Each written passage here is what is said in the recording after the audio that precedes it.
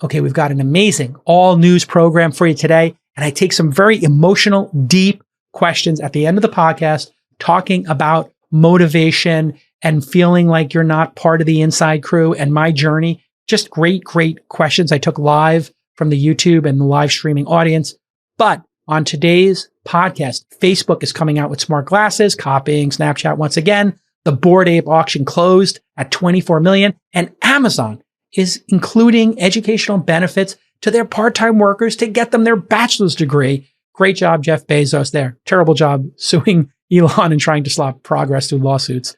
And I want to talk about our foil-wrapped homes, that blanket idea I've had for a couple of years. Well, people are doing it, and an actual home was saved in the Caldor wildfires by somebody putting, I kid you not, fire-resistant blankets on top, or some kind of material on top of a home. And I think there's a great startup idea in there I want to flesh out with you. Finally, Evergrande is China's second largest REIT by revenue, and their stock is falling and their credit is going down. Stick with us. It's an amazing episode. This Week in Startups is brought to you by OurCrowd. Helps you invest early in pre-IPO companies alongside professional VCs. If you're interested in investing, you can join OurCrowd for free at OurCrowd.com/twist. Pipe.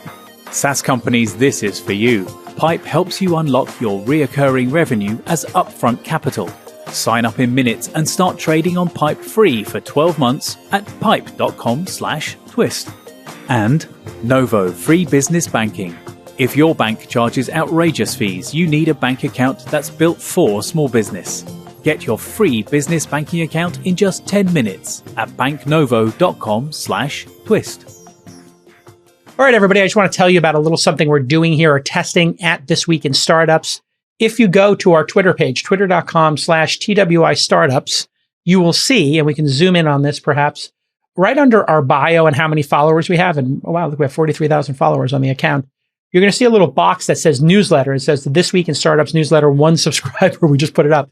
Go ahead and click subscribe on that and show us some love, subscribe, and we'll start sending little updates out. That's part of a product called Review that the fine folks at Twitter bought as part of their process of making Twitter into a fuller product. It's like a Substack competitor. Review actually, I think, existed before Substack. I think Substack copied Review. Now I also have it on twitter.com/Jason. I'm thinking about maybe writing a little bit more and sharing some stuff with you. So just a little thing you can check out there. Additionally, another little mini promotion here, but not really promotion as much as a gift for everybody there.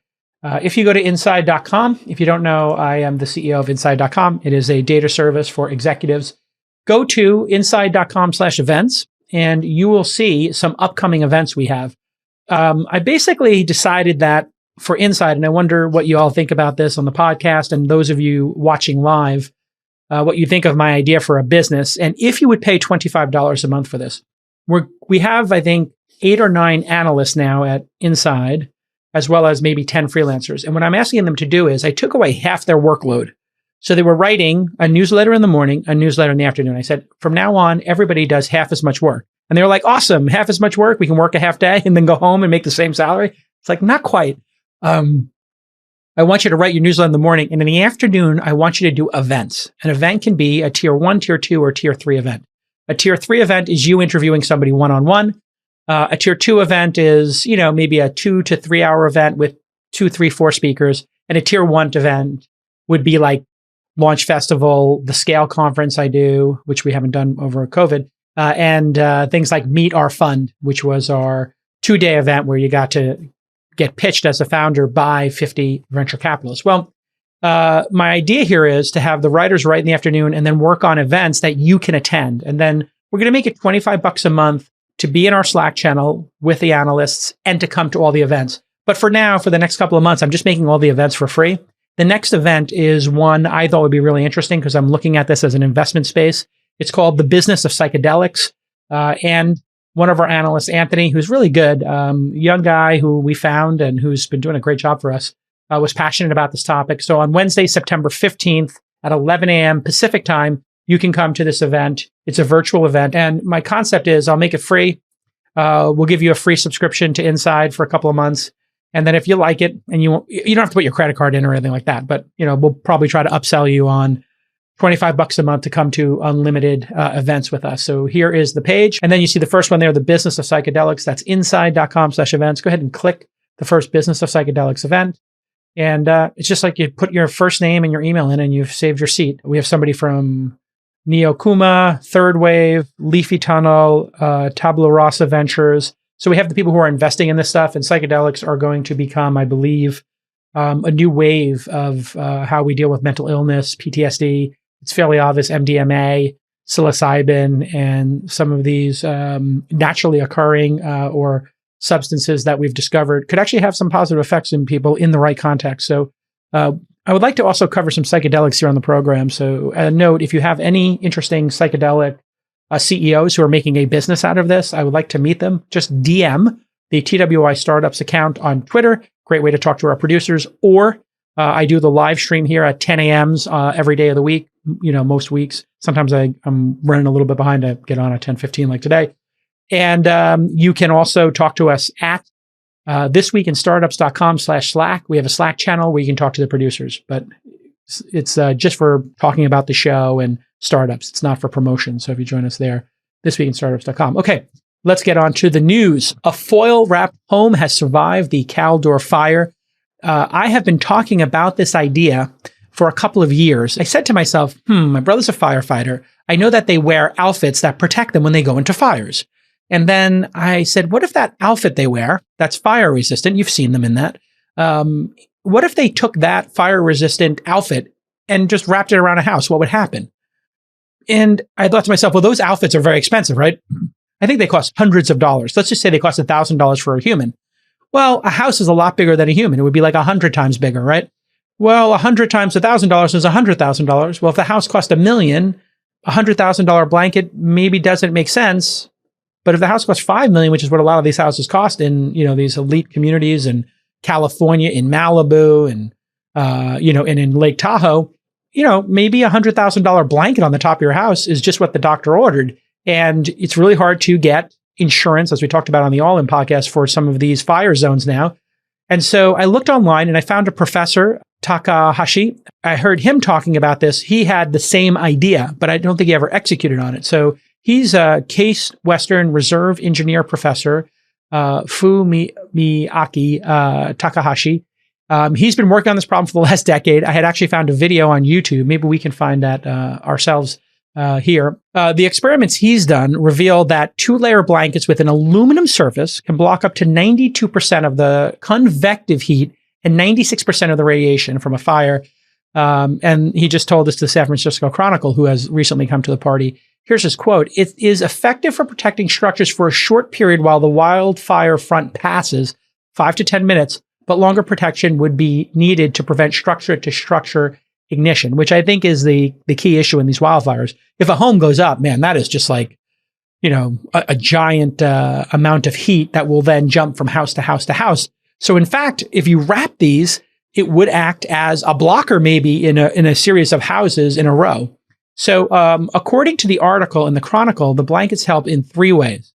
One, it preventing fire brands or large burning embers from entering the building through the gutters, eaves, vents, broken windows, and roofs. Okay, that makes sense, right? These big embers, which I guess are called fire brands. I never heard that term. Number 2, by keeping homes from making direct contact with flames. Duh. That's a great thing to not happen. And 3, by reflecting thermal radiation from large fires burning nearby over a sustained period, possibly protecting the house from bursting into flames from intense heat, which is something I assumed. All this heat around it at some point will just make it go up. And so somebody actually wrapped their houses. There is a company called FireZat, and I want to meet this company in San Diego. So if somebody can ask them to reach out to JCal. They just make this blanket that they tell people to wrap around the house. I think there's better ways to do this, like maybe drop it from a helicopter or have it rolled up on the roof of the house. And then there's a remote control you can press and it just, flares out. I know that most houses are unique. What if there was a way for it to just explode like a airbag and just drape over? There's a couple different concepts here. These are a combination of aluminum on the outside with fiberglass threads on the inside and it's laminated together.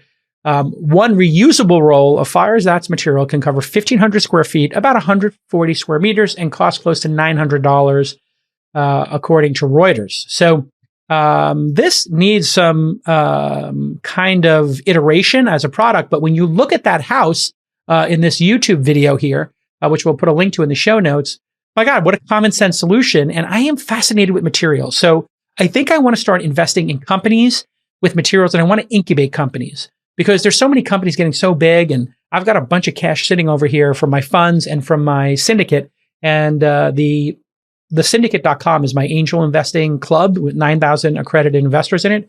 I think they would have an appetite to give $500,000 to a group of qualified people who wanted to pursue some material science, basic testing of this. And, what would that look like? I guess building a prototype, putting it over a house, and then seeing if the house goes on fire or not, and then raising money based on that. So if there's somebody out there who wants to create a company, maybe using Fireproof, aluminum, and then, building the system around it and the software around it, or the business model around it, I'm up for it. Ping me. You all know I'm Jason on Twitter. But I'm not looking for somebody who's just passionate about the idea. I would like somebody with a material science background, somebody who's got credibility. Obviously, a firefighter is great, but I really think this is about material science. So I want to get closer to scientists who want to start companies. I'm super excited about this concept because I think there's going to be a ton of business opportunities around what's happening with climate change. And those business opportunities, I think, are a really important thing for entrepreneurs to go after because we are going to have to fight climate change, or extreme weather is probably the better term, to make it less charged for people. Extreme weather is real. We can debate climate change, and I'm really exhausted from that debate, but we cannot debate extreme weather. So let's just talk about making products that help in extreme weather conditions. What are the extreme weather conditions? We know these: extreme heat, extreme dryness, fires, flooding, etc. If anybody has any other ideas, let's talk about it as a group because I'm looking to invest in this. So that's our first little story there. And it's a call from me to any entrepreneurs out there who want to pursue this. And if you have any other ideas, let me know. All around the world, tech companies are innovating and driving returns for investors. OurCrowd analyzes companies across the global private market, selecting those with the greatest growth potential that brings them to you. From personalized medicine to cybersecurity to robotics, quantum computing, and more. In state-of-the-art labs, startup garages, and anywhere in between, OurCrowd is identifying innovators so you can invest when growth potential is greatest, which is early. OurCrowd's accredited investors have already invested over $1 billion in growing tech companies, and many of their members have benefited from the 46 IPOs or exits of their investments. Now you can truly diversify your portfolio by investing early in innovative private market companies at OurCrowd.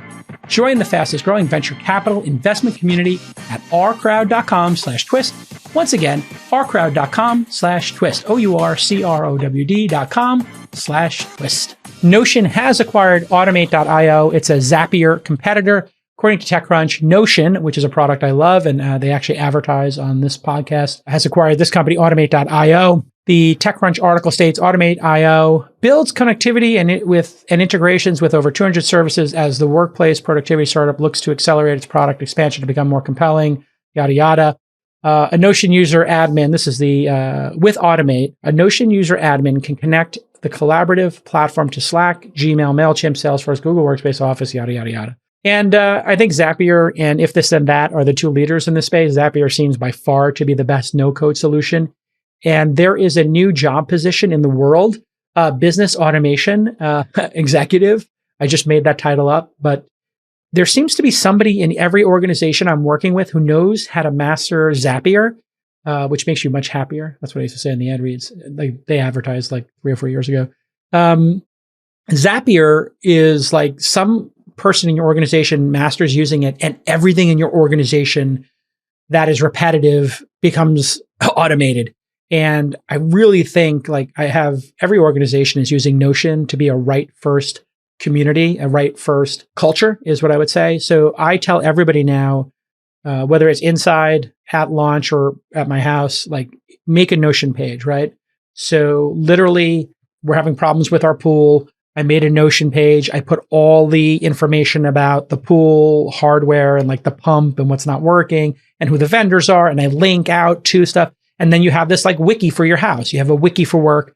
And I tell everybody, listen, if we're going to have a meeting, put the agenda and all the notes in a Notion page so that we can work on this. So congratulations to Notion on this acquisition. It makes a lot of sense. And Notion just made their API accessible earlier this summer. And my associate Presh here at This Week in Startups and Launch was in the beta, and he's got a couple of things done for us there. So it's pretty cool. Congratulations to them. I think it's a savvy acquisition. Okay. Next story, Facebook is coming out with smart glasses. Facebook is collaborating with Ray-Ban, the sunglasses I like to wear, my aviators. Parasols and Ray-Bans are the two that look good on my face. I think that's what my wife tells me. So they are going to create a pair of smart glasses. You may have seen Zuck the last couple of days showing himself playing ping pong, going, I guess, wakeboarding maybe, and then fencing with his daughter. Very cute. So you see Zuck playing ping pong here. And it's a little bit motion sicknessy, but it seems to have some stability in it, I guess, because it's not that bad. And I get motion sickness. I'm watching this video along with you. If you're not watching the video and you're listening to the podcast, you can always go to youtube.com/thisweekend to watch the video. And so, this will allow for a lot of AR. So some other people were talking about these online as well. But this is once again Zuckerberg obsessed with the product manager for Facebook, Evan Spiegel. You may know Evan Spiegel as being the CEO and founder of Snapchat. On the side, he is Zuck's product manager, and he works in his lab for new things. No, seriously, Zuck, do you literally have to steal every single thing Evan Spiegel does? It is so sad for you. Snapchat had their spectacles, I kid you not, back in 2016.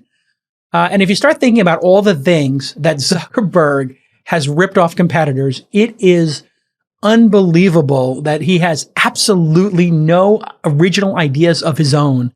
It's absolutely gross. And if you just think about Evan Spiegel and his innovations, Evan came up with stories, ephemeral messaging, and filters, or what are they called? Lenses, right? And Zuckerberg copied all those, and now Zuckerberg's copying the glasses too. It's just really sad. I mean, let me ask the question here for the people who are watching live. Is there anything that you can remember that Zuckerberg did that was original, that wasn't just a blatant ripoff of somebody else? Ephemeral messaging he stole. He just copies everything. And it's just kind of sad as an entrepreneur. Doesn't mean you're not going to win. So I think that's an important lesson for people who listen to This Week in Startups. Immature poets copy, mature poets steal. So that's a famous quote that a lot of people have stolen. I get it. But it's just kind of gross and unseemly, and it would just be better if he put some kind of original spin on something. The like button, people think that the like button was his innovation. It was not. Kevin Rose came up with the dig button long before Zuckerberg. And Zuckerberg wanted to buy dig at some point, and Zuckerberg stole it from Kevin Rose. Kevin Rose arguably, and he admits this, was inspired by two sites that came before dig, Fark and Slashdot, of course. And they really were the ones who had like upvoting and moving stuff up based on people's interest in it. So that's an example of people iterating on each other and building something up. By the way, side note, I heard Kevin Rose wanted to do something interesting with Dig. And I know Buy Sell Ads, and my guy Todd over there owns Dig.com. He bought a couple of like brands that failed, basically Dig, Pando, a couple of other ones. And then he tried to breathe some new life into them, which is cool. It's just Todd. I would do a partnership with Kevin Rose and just keep 50% of Dig or 25% of Dig and let him earn it back. What an amazing thing you would do for web history if Kevin Rose could have Dig back. It's a no-brainer. I mean, you're so busy, Todd, at Buy Sell Ads. And think if Kevin Rose with his following started Dig again, how many people would go crazy for that? Okay, next story. Sotheby's Bored Ape auction closed today at $24 million. That is absolutely bonkers. And I think historic, not only for the club, but I think NFTs in general. The only NFT I think that sold for more than this was obviously Met Coven, bought for $69 million. People had put together an NFT back in the day for $69. Every Days was the name of that one. So this is more than $230,000 per ape. We reached out to Yuga Labs. I guess we're going to try to get them on here if you own a Bored Ape or you own these NFTs and they're going crazy like this, just if it's more than 50% of your net worth, or if it's, God forbid, 80 or 90% of your net worth and you hit one of these giant home runs, please just take some idiot insurance on it. Like sell 25% of it and put a down payment on an apartment or something for yourself, or put something into your 401k or your Roth IRA so you have something for later in life, because I don't think these NFTs are going to be worth what they're worth now in all likelihood, because I think there's going to be many other ones, and I'm just not sure that this is commensurate with reality. Hey, everybody. Harry Hurst, yes, the co-CEO and co-founder of Pipe.com is with us, and he's going to explain to you how Pipe.com works and what a great innovation it is for startups. Many of my startups are using it. Harry, welcome to the show. Thank you, Jason. So tell us, what is Pipe? And for people who don't know, it's Pipe.com. Great domain name. Pipe's a trading platform, and we allow companies to turn their recurring revenue streams into upfront capital, and they do that by trading those recurring revenue streams with institutional investors that are on the other side of our marketplace, and they're looking to purchase the annual value of those subscription revenues. So companies can reinvest that capital into growth or whatever initiative they'd like without having to take on dilution.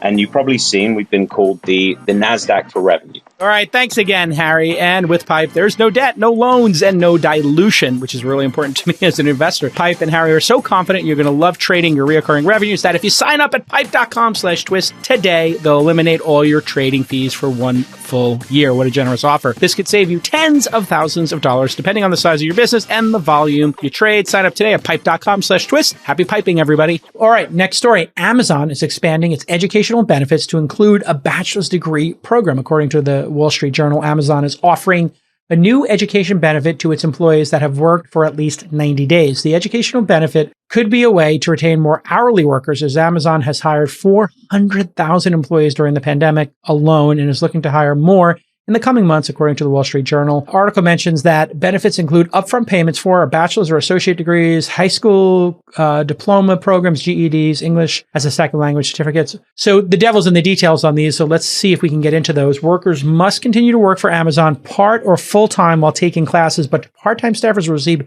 50% of the college costs, according to the Wall Street Journal. Is there a cap on that? Can they go to Harvard and pay $75,000 a year? There must be a cap. The Wall Street Journal notes that previously Amazon had covered, quote, 90% of the cost of an associate degree or other certification program and didn't offer 4-year college degrees. So this is an expansion. Robert Kelchin, a professor and head of the Department of Education Leadership and Policy Studies at Knoxville, tweeted about the potential eligible colleges for the program. It'll be very interesting to see which colleges become approved partners. The size of Amazon makes this something to watch. So this is incredible, and I think this speaks to the fact that the free market works. And what do I mean by the free market works? A lot of people have been doing some hand-wringing about gig workers, hourly workers.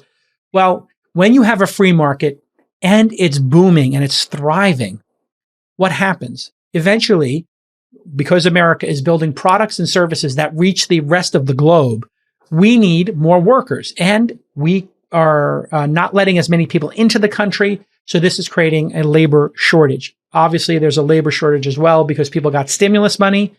There's another issue. People got rich off NFTs. I don't think that's actually a really big one. I think some people have reconsidered their life choices. And one of those is maybe to live a more modest, low-cost lifestyle and maybe not need to make as much money, which then I think drives more people to the gig economy because they want to kind of shape how often they work. I wonder if people who are watching live, how many of them are rethinking their career choices and how much free time they spend, right, because of COVID. And then people are retiring earlier. So because a lot of nurses, teachers, et cetera, are just saying, you know what, I was going to retire in 5 years, the pandemic, I might as well just call it quits now and start enjoying my life. I have friends who died from COVID. I had to put my life on hold for a year and didn't go out of the house. I want a YOLO, so I'm just going to retire early. All of those things have led to an environment where I think there's upwards of 10 million available jobs. This has led to, as you know, Amazon put their base wage at 15, which was double the federal minimum wage. And then you have all the ride sharing and delivery companies battling it out. And then you can't get retail workers. And then a lot of restaurants and cafes are shutting down now. A lot of them are shutting down because not because they don't have customers. The customers are coming back, but they can't find employees. So the free market is at work. And I think we're seeing what I think is a kind of great moment in time where labor, individuals, will be able to command more for their work product or lower their burn rate and not need as much money. That's the ultimate way to have power in this dynamic with your employer. If you don't need to work, if you're a trust fund kid and your parents gave you, a $10 million trust fund, if you don't like what you do at work, you literally get up, tell the boss to go pound salt and make you a ham sandwich and you leave. But not everybody can do that. I certainly couldn't do it. I couldn't just leave. I had to think early in my career about where I would go. Well, as the gig economy has emerged, there are people who know if I quit this job, I can go drive for Uber, Lyft, DoorDash, Postmates, get a job at Amazon, whatever, get a $500 bonus, $1,000 bonus for taking the job. And I have a safety net. And if I've lowered my burn rate, well, if I'm living, at a lower cost outside of a major city and I'm not commuting anymore, and the commuting was costing me $300 a month and I was losing 60 hours a month, well, I can gain those 60 hours back. It's really interesting, I think, what's happened. And I think it's good for society. I think we're seeing a lot of people having more agency over their lives and their careers. That's what the free market has done. All of those additional jobs that were created in the gig economy, I know that the unions don't like it, and I know that people don't get benefits. But all of the gig economy companies got together and said, well, let's have a third way of doing this. You have full-time employment where we tell you what shift you work, and you have no choice, and you wear the logo Target or whatever, and you have to have your hair cut a certain length, yada, yada. They control how you behave at work. You have no agency. You show up for your 6 a.m. shift, you work till 4 p.m. No choice. You take a half-hour lunch when we tell you. Well, that's not what the gig economy provides. The gig economy is I turn on my app and I work. And if I work on Friday and Saturdays and make more money, and that's my hack, and then I take my weekend on Monday and Tuesday and I make 50% more on the weekend so I can take 3 days off and spend more time with my kids. That's the type of thing we want everybody thinking about. We want everybody looking at their lives as if they're the CEO of their own life. Then you have agency. What the unions are doing is they want to collect dues, they want to gain power, and they want to force employees who have agency to then listen to them and be part of their tribe. And that kind of sucks, I'll be totally honest. I'm not saying employees shouldn't have power, but I think the true power comes from them being able to make their choices in life and to move from one employer to the other. So once you become a shift worker, you lose all your power, right? I mean, we can all agree on that. When you're a shift worker and you're dependent on one person for your revenue, you have lost all your power and all of your agency. And 70, 80% of the drivers at Postmates and DoorDash and Instacart, yeah, everybody wants to make more money, but none of them want to work shift work. So I really think these unions are pushing for something that makes people into children who don't have agency over their lives. And I think the gig economy and this vibrant competition where Amazon is paying for people's school, the driver companies are giving huge bonuses. I think that's creating a really vibrant market, and we should bet on that. We should bet on that, not shift work. Shift work is for suckers. That's my belief. I believe that is the raw deal, because once they get you into that shift work and you got that manager grinding you down and telling you when you have to work, and then you can't see your kids and you don't get to set your schedule, take 2 weeks off, it's bad. That's my personal feeling. I wonder how you feel in the comments. Yeah, health insurance is a really interesting part of this. And this is why I think all of the country now, the right and the left, need to get together on that one issue. Let's give a basic health safety net to everybody and take healthcare out of the realm of employment. That is a dysfunctional part of our society. Make healthcare just like public education. If your bank charges outrageous fees, you need a bank account that's built for small business, and that bank account is Novo's free business banking. Novo, N-O-V-O, is built from the ground up to be powerfully simple and free. Money Magazine called it the best business checking account of 2021. And with Novo, there are no minimum balances, no transaction limits, and no hidden fees. So sign up for free in under 10 minutes at banknovo.com/twist. And then they're going to mail you a Novo debit card and get you free ATM use. That's right, you'll be able to use the ATMs for free, and Novo makes banking easy and secure. You can manage your account in Novo's customizable apps with built-in accounting and invoicing. Plus, you can tag each transaction and upload your receipts and keep everything nice and tidy so that when you go into due diligence as a startup or you have a board meeting, everything's tight, and tight is right when it comes to your books. Don't screw up your future funding rounds by not having good books. Novo integrates with most leading business tools and services like Stripe, Shopify, QuickBooks, and more, and they do that all for free. Plus, Novo offers over $5,000 in perks and discounts just for signing up. So, get your free business banking account in just 10 minutes at banknovo.com/twist. Go to banknovo.com/twist to sign up for free right now and get a free copy of Novo's Small Business Starter Guide. Once again, banknovo.com/twist. Okay, Evergrande is China's second largest REIT. That stands for Real Estate Investment Trust, I believe, by revenue, and it's highly levered, and its stock is falling. So here's a little background. This is a quote from Asia Markets. China Evergrande cranes dominate the skylines of many Chinese cities. The company develops and manages real estate across China, primarily focusing on residential apartment complexes. According to the company website, Evergrande Real Estate owns more than 1,300 projects in over 280 cities. Wow, think of the scale of that. And so Reuters reports property developer China Evergrande Group plans to suspend interest payments due to loans to two banks on September 21st, financial intelligence provider REDD reported on Wednesday, citing four sources briefed by bankers. Stopping payments. Bloomberg reports shares briefly fell below their 2009 initial public offering price after a second credit rating downgrade in as many days boosted concern the developer will default on its debt. These most recent credit rating downgrades came from Fitch Ratings, one of the big three credit rating agencies. S&P Global Ratings and Moody's have also made similar downgrade. Fitch's current rating for Evergrande is CC, default imminent. Oh, wow, that is an ugly looking chart. Zoom in on that chart. Oh my Lord, that is gross. Ugh, you do not want to be in that stock. Ouch. Debt is really dangerous for equity holders. Just to stop for a minute and just explain debt versus equity. You buy a share in a company. So let's say the company has, for the argument's sake, had 1,000 shares and you had 10 and you own 1% of the company. Great. You own 1% of the company. Company's, making $1 million a year. You own 1% of it. You're getting a $10,000 dividend. All is great. Now the company's like, wow, we're doing so great. We make $1 million a year. Let's take out a $10 million loan to build a factory to do whatever.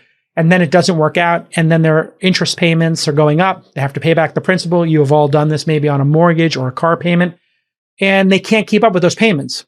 Well, then that company gets taken over by the creditors who gave them loans. You know who comes after the creditors? The equity holders. The equity can get wiped out. That means it goes to zero. Super dangerous. This is why I tell startups, do not take venture debt. Do not do debt instruments early in your life. If you have like $1 million credit line because you have $10 million in revenue and you're profitable and you've got 20 million in the bank, yeah, that's different. But I sometimes see companies that are raising 1.5 million try to put 500,000 in venture debt on it or some kind of debt device. And I'm like, well, why don't we just make it work with $1.5 million? Like build a business plan that works with $1 million to $1.5 million, as opposed to trying to put this 500,000 on top of it.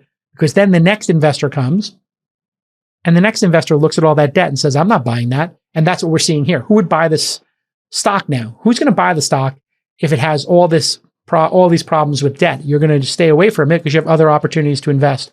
So if you look here at the Moody's ratings, you have AAA, prime, and then it has high grade and then upper medium grade. And then you get into that junk, which looks like it's BA1, BA2. I'm not familiar with all of this. But when you get to the C's, it does not look good. It's beyond highly speculative. Now, here is the rub. You will find people tweeting about these two topics together. If you remember, we talked about Tether on this podcast many times and how Tether was no longer backed by dollars. They said they would back it 1-to-1. It's a stable coin. You buy this cryptocurrency, USDT, and it's backed by $1 in a bank account.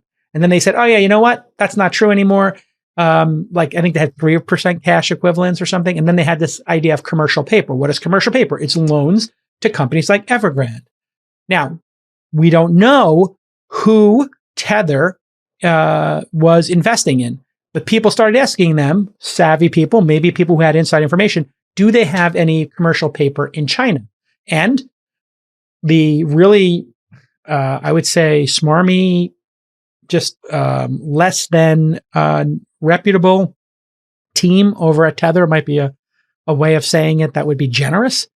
These folks are really weird people, and they seem to have a problem just saying what's the truth.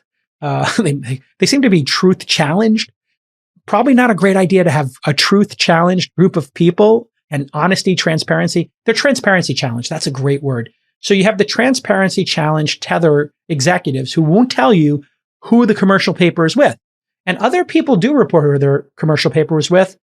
And the commercial paper, people are speculating, is outside of the US. And they're speculating it's in China. And in fact, if we zoom in on this tweet, maybe we can zoom in on that a little bit, and I can read that tweet. And here it is from Bitfinex. I'll just read a series of tweets here. And this is from September 6th. Tether refuses to deny holding Evergrande paper. When people said they could be holding commercial paper issued by exchanges, they denied it. They're also likely holding it through a shell account proxy because what they're doing is illegal in China. Oh, that's interesting. Duck 14,001 says, I'm absolutely convinced that Evergrande paper makes up a not insignificant portion of Tether's backing. We should find out soonish. Last beer standing, Evergrande update, this time with Tether. Boy, oh boy, have things gotten interesting. Caveat up front, this is a theory that has begun circulating in bits and pieces below. I've tried to summarize the argument evidence, but it's definitely worth reading. So there's a series, and that was from July 22nd. So there's a series of people speculating this. Again, pure speculation, right? I'm not saying that this is accurate. I'm saying this is speculation. Now, when you see anonymous accounts speculating on Twitter, it could be FUD, fear, uncertainty, and doubt, designed to drive a stock price down. We saw that with the Tesla Q people. They were like, remember they were taking like pictures of Model 3s like with dust on them in parking lots. And, but then you would see Model 3s and Model Ys everywhere on the road. And they're like, oh my God, Tesla is like putting Teslas in, garages because they can't sell them. And then everybody who ordered a Tesla was complaining that their Tesla was back ordered and they had to wait 3 months. And you're trying to figure out the FUD where Teslas are all over and you see them driving with your own eyes and you see this picture of 18 Teslas in a garage and you're like, I wonder what's going on here. Well, there are people from anonymous accounts spreading fear, uncertainty, and doubt. And sometimes people use anonymous accounts because maybe they're insiders, or maybe they have an axe to grind because they're a previous insider, or they got screwed by the company, or they're just one of those unique people who pursues fraud for the justification of doing it, or they've taken a short position against it. Anyway, we don't know here who Bitfinex is. We had Bitfinex on the program, obviously. It was the first and only time we've had a anonymous person, but I thought it was worthy since they had become such a interesting account that was being talked about. So sometimes we'll talk about things here that have to do with anonymous accounts or fear, uncertainty, and doubt, and these kind of things, speculation. But you notice how I always tell you that right up front, and I'm very clear. That's because when I was a journalist, we were clear about these things. We tried to inform you as much as possible. I'm not trying to manipulate you, the audience. I'm trying to figure things out together, to be candid, and try to explain things to you as best as I understand them so that you can then help me understand them better. You saw me do that on yesterday's show when I was talking about these folks loaning out their cryptocurrency. And we learned a lot. Institutional owners buying cryptocurrency, okay, and they have their Bitcoin as collateral. So if the Bitcoin goes from 50 to 25, they get liquidated, that pays down their debt, yada, yada, and they KYC, they know their customer. Interesting. So this will be something very interesting to watch. Tether is they're under investigation for wire fraud from previous banking shenanigans that they kind of admitted to, like using bank accounts that were not meant for money transfer, using for money transfer. So it's going to be very interesting to see how this all plays out. What a great show. Thanks for all the comments. Now it's time for me to answer your questions. And I asked everybody today to really think about me as a friend. I think that's my superpower in life. That's what my friends tell me, is that I'm like the best friend to them. And that makes me feel great. I always try to be, as a general rule, the best friend I can be to my friends. I just think about them and I think, like, what are they struggling with? Sometimes I'll call a friend and I'll just say, hey, haven't talked to you in a while. I'm just calling to check in on you. How are you doing? They say, I'm great. And I say, how are you really doing? What's going on? Tell me about how your kids are. Tell me about how it's going with your wife or spouse. How's business, And so let's do that here on the podcast. You're my friends. You listen to the podcast. We've been together doing this for over 10 years with many of the people in the audience. And we're doing this live, and I love interacting with you. It's giving me a lot of energy. So I'm going to take some questions here, and I want you to just tell me candidly. You can use your initials or say, make this anonymous. So when I talk, if this makes it to the podcast, not just the live stream, we can take your name out. Okay. So we have Richard from YouTube. If you don't necessarily need the funding to continue building, iterating on your MVP and can bootstrap from your own funds, is joining an accelerator worth giving up that 6 to 7%? Absolutely interesting question. So you really do want to bootstrap for as long as possible because you're learning all that time without starting the clock of venture capital and jet fuel. What do I mean by that? Well, venture investors, angel investors, they want to get a return on their capital. And once you start down that path, you have to, because you've decided to have a partnership with investors and you took their money and you issued them shares in your company, you've now changed the dynamic. What you're working on as a project, you have to think about that partner and how you and your behavior is impacting them. In other words, you have to be a fiduciary for all the stakeholders and shareholders in your company. Stakeholders means people who don't necessarily own shares, your employees, maybe in some cases, your partners, the community that you build the product for. You get the idea. Just people you impact in general, your supply chain would come to mind. But for shareholders, you really do have a serious fiduciary responsibility. So if you want to change the product, if you want to fire your customers, if you want to make your product, which is, you're charging $1,000 a month to 10 people and you want to make it for free and you want to put off making money for a year, if you have investors, you're going to have to explain that to them. You're going to have to send them a monthly update or a quarterly update. You're just on this fast track. So yes, if you can keep doing your MVP and learning and making progress, if you can do that indefinitely and own 100% of your company, never take money from investors. And that has happened in the world a handful of times. And I've seen what we call a Pegasus internally at our firm launch, which is launch.co, our website. We probably should update that at some point. I'm thinking about just making it a Notion page, so we just put copy up there in text. Launch looks for Pegasuses, which is companies that can skip a round of financing or two. Every time you do a financing, it's between 10 and 25% dilution. Let's just put that number at 15. You do that 5 times, you get an idea of what happens to your holdings. They go down significantly. So we saw with Palm.com, they raised money in the first round when we put in $378,000, I believe. Sometimes you don't forget those numbers when it's a big win. Put in $378,000 when it was a $5 million company or so. Then they let some friends in to invest at 20, and then the next round of funding was at 250. The next round after that was 1.2 billion, and then I think after that it was multiple billions. So when you look at that trajectory, they skipped multiple rounds of financing, which means the founders own a lot more of the company. And my original 6 or 7%, my 6% ownership or whatever it was, didn't get diluted all that much. So I still own 4 or 5% of that company. It's amazing. So you really do want to not do that. Now, in terms of going to an accelerator, accelerators are great. If you go to the top 3 or 4, Launch Accelerator, the one I run, Y Combinator, and Techstars. Why those top 3? Because those top 3 signal to investors, downstream investors, seed funds, etc., venture worthiness. You've passed the screening of David Cohen, Jason Calacanis, or Paul Graham, essentially.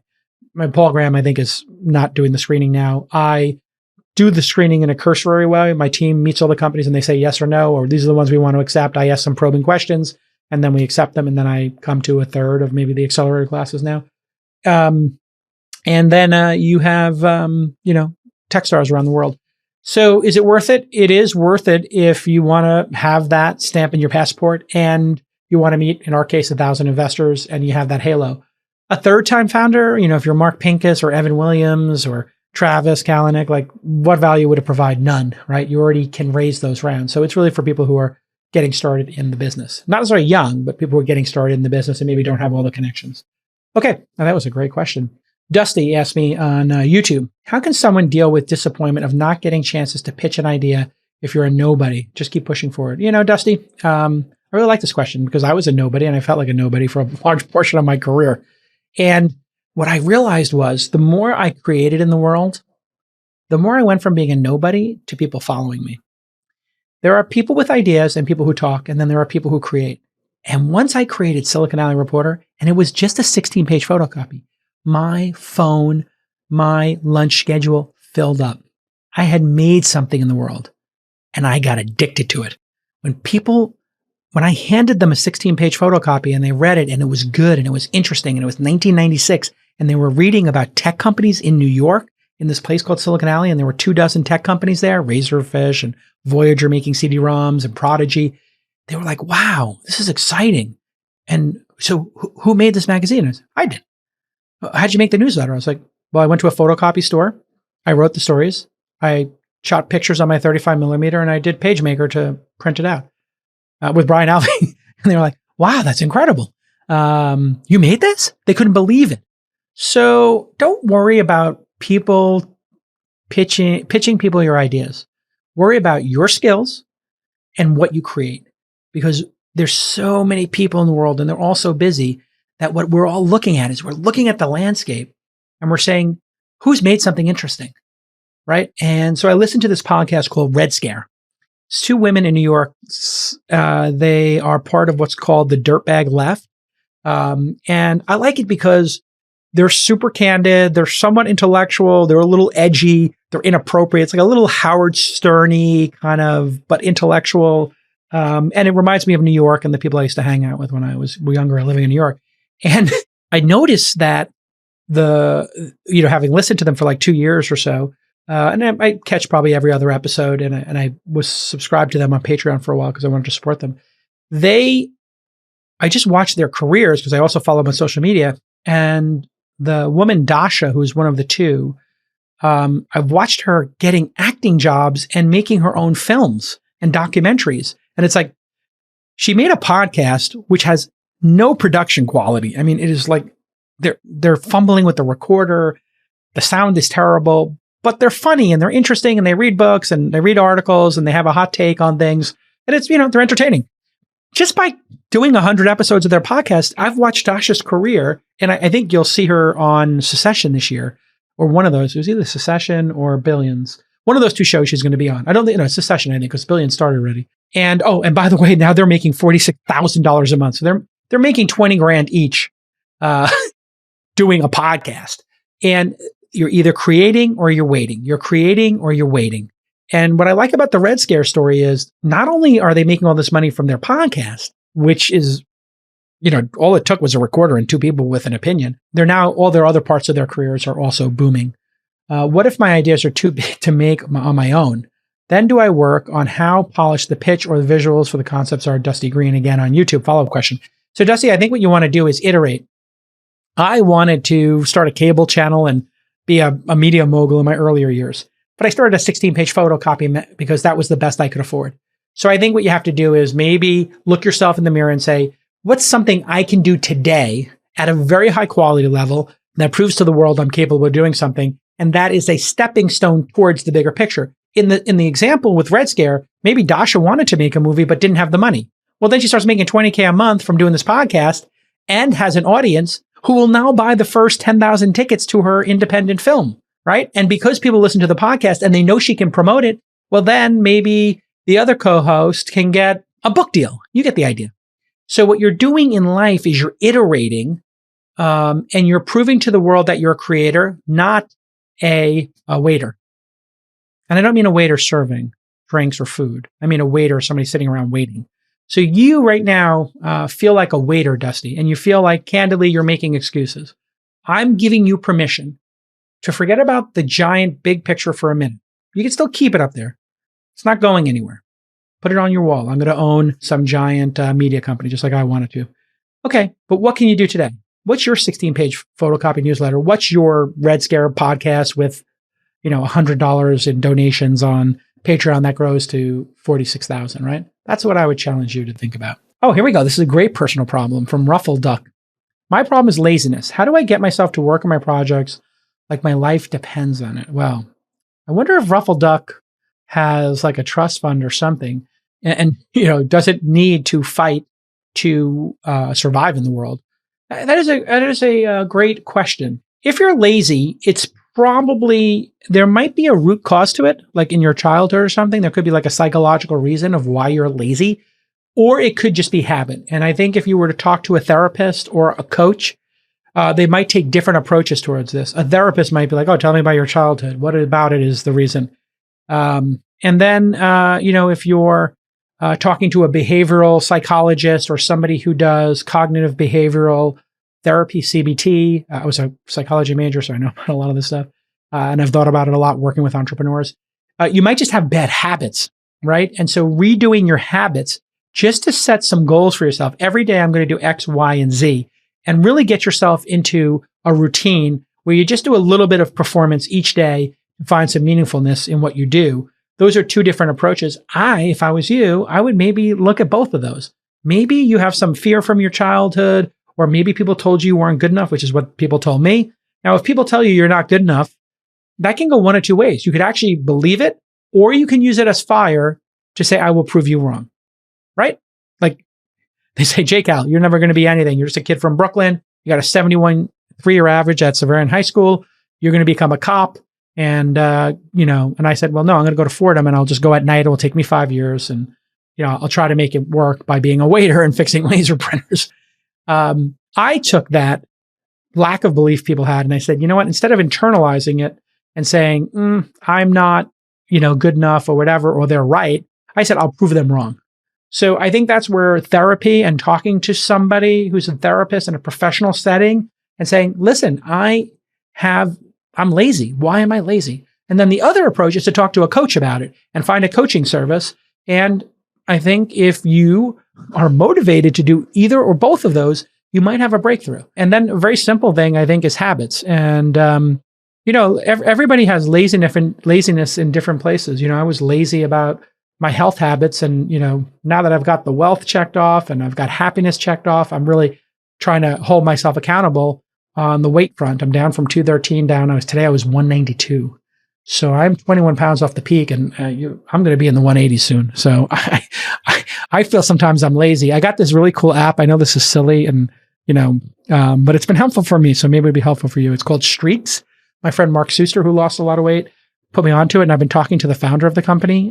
He's in Australia, and it's a nice lifestyle business. I don't know if this could become a bigger business, but you set goals for yourself. So I have in my goals, like standing a certain number of hours, drinking water, doing push-ups, climbing stairs, burning calories, eating a salad, which I haven't done, eating the smoothie, which I've been drinking, Munich, my friend Freeberg smoothie, working out, flossing my teeth, taking my vitamins, actually recording my weight, which is something I wasn't doing weight training. And I'm just trying to set modest goals for myself. And what Streak does is it will lower the goals if you're not hitting them. So it's like, oh, you're not hitting 6 glasses of water a day. Should we set it to 5 for next week and see if you hit that?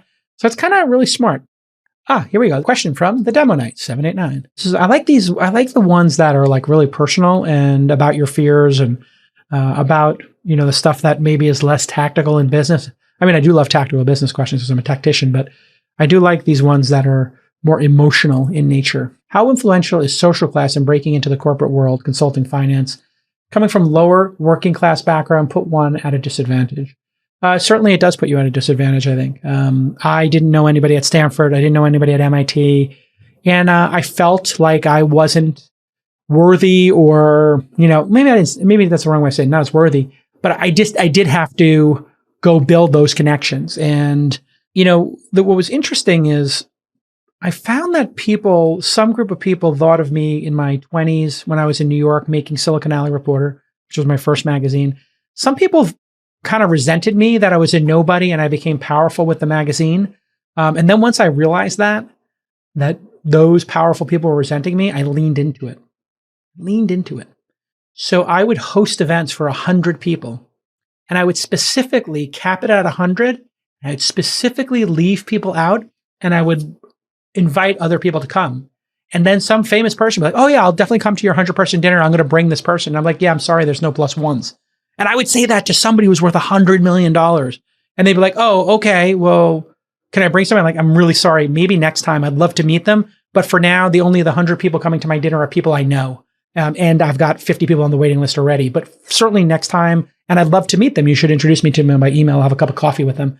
So I kind of was like, once I realized that people looked down on me a little bit or maybe dismissed me, I was like, oh, well, how can I change that?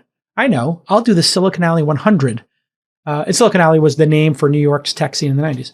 So I made a ranked list as a nobody of the 100 most important people in business and technology in New York when I was 27 years old. And I was, taking people my age now, 50-year-olds, and I was saying 17. They're 17th most important. I mean, I was deranged. So I'm not exactly telling you to do this, but I realized early on, I owned a magazine and I picked who was on the cover. Man, that would be powerful. And I could lord that over people. And then people would respect me.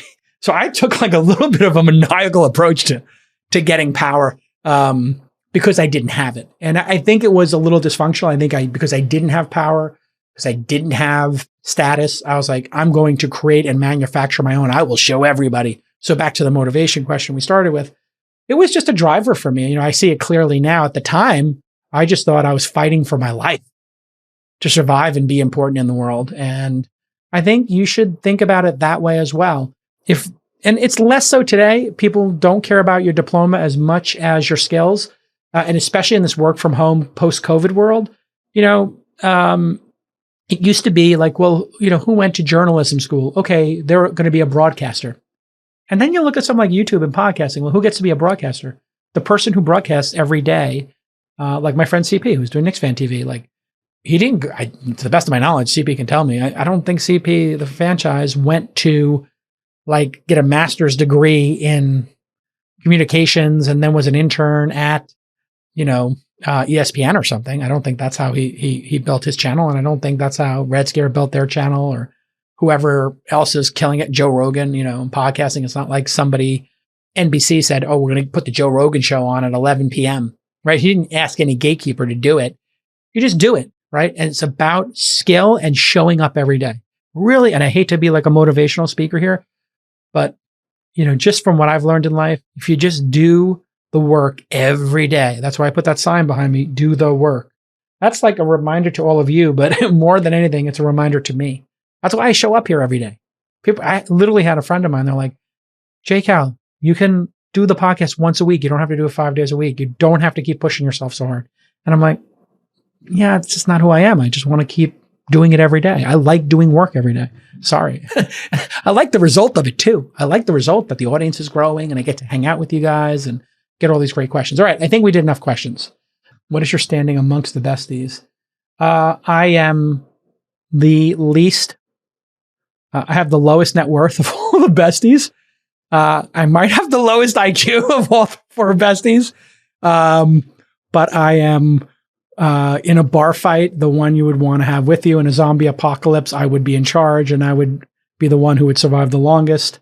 And I would be the best friend who would jump in front of a punch for the other besties. So, everybody's got their role in life. I think I'm the loyal one who will fight for their friends. And I'm definitely the funniest out of the four of us. That's for sure. For sure the funniest.